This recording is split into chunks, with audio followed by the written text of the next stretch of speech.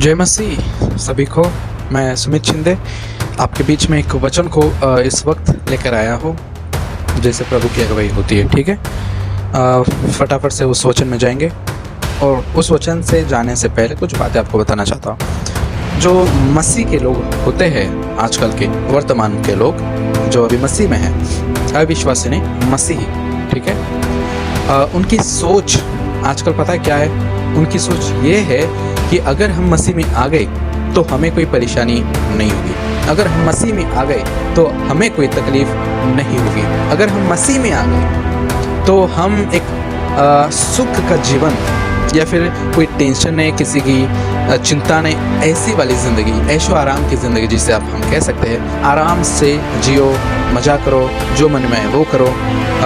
Pastor ने कहा कि परमेश्वर तो प्यार करता है इसलिए कोई फ़र्क नहीं पड़ता, कुछ भी करे, ऐसी वाली ज़िंदगी। ये आजकल के मसीह लोग कहते हैं या मानते हैं ऐसा, पर वचन क्या कहता है? वचन इसके आधार पर है या इसके अपोजिट में है?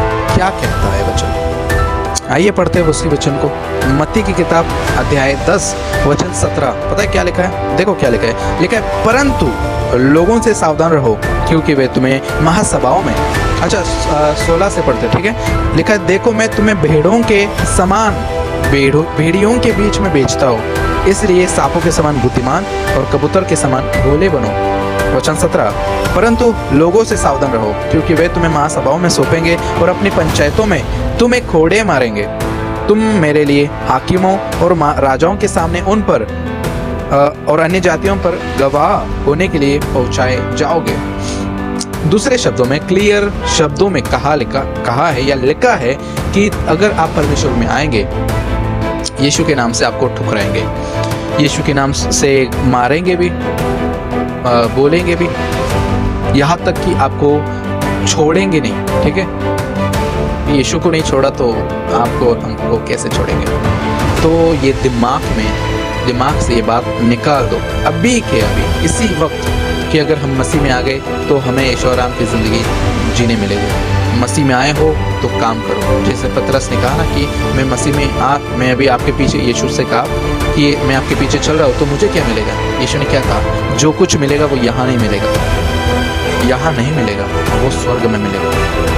अगर आप इस दिमाग में ये बात डाल दिए हो कि परमेश्वर के साथ चल रहे हैं तो यहाँ हमें सब कुछ मिलेगा, हमें यहाँ पर कोई प्रॉब्लम नहीं होगी, यहाँ पर हमें कोई चिंता नहीं होगी, चिंता की बात नहीं होगी, टेंशन नहीं होगी, कुछ एकदम आराम की जिंदगी। तो निकाल दो इस चीज़ को अपने दिमाग में। ये शैतानी बातें हैं, ये शैतानी विचार है, शैतान का प्रचार है ऐसा।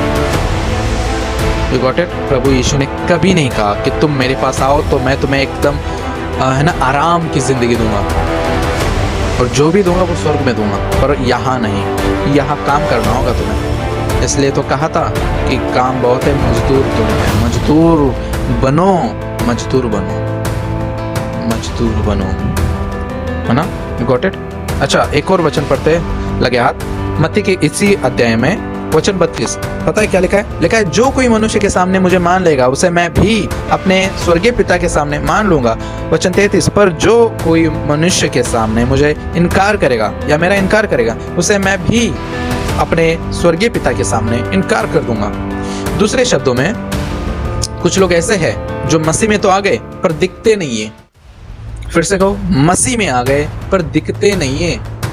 मसीह में तो प्रचार करते, चर्च जाते हैं, सब कुछ करते हैं, पर मसीह के लिए जो मजदूर होते हैं ना, वो काम नहीं करते। यहाँ वही तो काम करना है हमें, यहाँ वही तो बताने की कोशिश कर रहा है यीशु मसीह।